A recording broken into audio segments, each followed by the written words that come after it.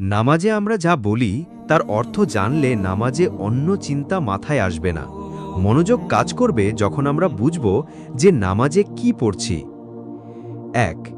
নামাজে দাঁড়িয়েই প্রথমে আমরা বলি আল্লাহু আকবার, অর্থ আল্লাহ মহান। ২। তারপর পড়ি সানা। সানায় আমরা আল্লাহর প্রশংসা করি, নিজের জন্য দোয়া করি। সুবহানাকা আল্লাহুম্মা ওয়া বিহামদিকা ওয়া তাবারাকাসমুকা ওয়া তাআলা জাদ্দুকা ওয়া লা ইলাহা গায়রুকা, অর্থ হে আল্লাহ, তুমি পাক পবিত্র, তোমারই জন্য সমস্ত প্রশংসা, তোমার নাম বরকতময়, তোমার গৌরব অতি উচ্চ, তুমি ছাড়া অন্য কেহ উপাস্য নাই। ৩। তারপর আমরা শয়তানের প্রতারণা থেকে আশ্রয় চাই এবং বলি আউযু বিল্লাহি মিনাশ শাইতানির রাজিম, অর্থ বিতাড়িত শয়তান থেকে আল্লাহর নিকট আশ্রয় প্রার্থনা করছি।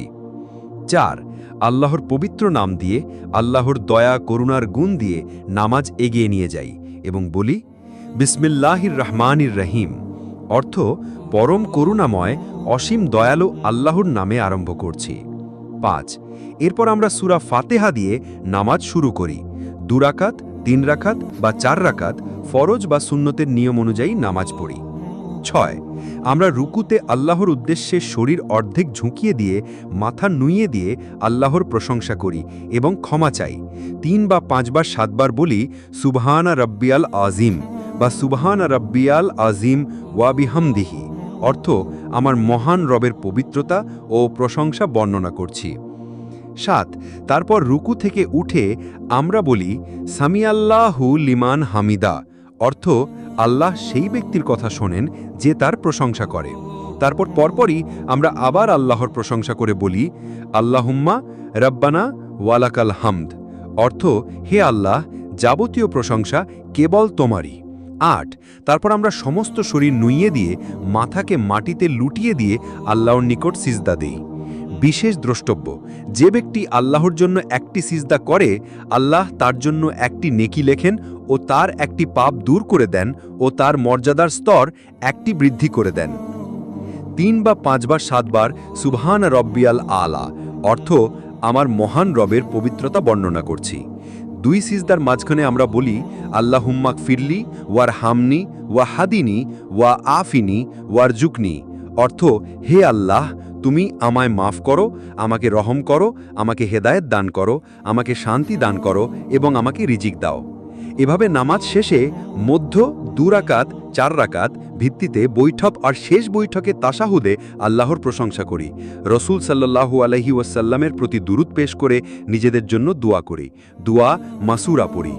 তাশাহুদ আত্তাহিয়াতু লিল্লাহি ওয়াসসালাওয়াতু ওয়াত্তাইয়্যিবাতু আসসালামু আলাইকা আইয়ুহান নাবিয়্যু ওয়া রাহমাতুল্লাহি ওয়া বারাকাতুহু আসসালামু আলাইনা ওয়া আলা ইবাদিল্লাহি সালেহিন আশহাদু আন লা ইলাহা ইল্লাল্লাহু ওয়া আশহাদু আন্না মুহাম্মাদান আবদুহু ওয়া রাসূলুহু, অর্থ সকল তাজিম ও সম্মান আল্লাহর জন্য, সকল সালাত আল্লাহর জন্য এবং সকল ভালো কথা ও কর্ম আল্লাহর জন্য। হে নবী, আপনার প্রতি শান্তি, আল্লাহর রহমত ও তার বরকত বর্ষিত হোক আমাদের ওপরে এবং আল্লাহর নেক বান্দাদের ওপরে শান্তি বর্ষিত হোক।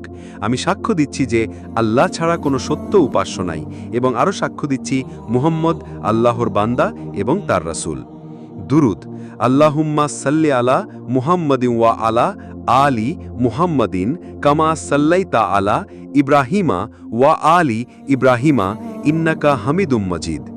আল্লাহুম্মা বারিক আলা মুহাম্মাদিন ওয়া আলা আলি মুহাম্মাদিন কামা বারাকতা আলা ইব্রাহিমা ওয়া আলি ইব্রাহিমা ইন্নাকা হামিদুম মাজিদ, অর্থ হে আল্লাহ, আপনি নবী মুহাম্মদ সাল্লাল্লাহু আলাইহি ওয়াসাল্লাম ও ওনার বংশধরদের উপর রহমত বর্ষণ করুন যেরূপভাবে আপনি ইব্রাহিম আলাইহিস সালাম ও তার বংশধরদের উপর রহমত বর্ষণ করেছিলেন। নিশ্চয়ই আপনি প্রশংসিত, সম্মানিত।